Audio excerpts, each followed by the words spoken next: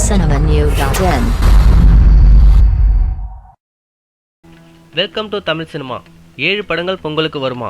பண்டிகை காலத்தில் படத்தை வெளியிட்டால் பணத்தை அள்ளிவிடலாம் என்பது புரிந்து கொண்டு வேண்டுமென்றே பண்டிகையில் படத்தை வெளியிடுவது திரையுலக வழக்கத்தில் உள்ளது. இப்படி அறிவிக்கப்பட்ட படங்களில் போதிய தியேட்டர்கள் கிடைக்காமல் போனால் கடைசி நேரத்தில் பின்வாங்கிவிடும்.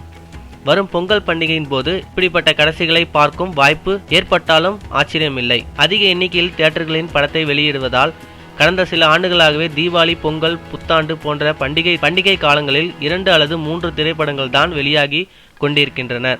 இந்த வழக்குக்கு மாறாக வருகிற பொங்கல் பண்டிகையின் போது தற்போது இல்லாத அளவில் அரை டஜனுக்கு மேல படங்கள் வெளியாக இருப்பதாக அறிவிக்கப்பட்டுள்ளது.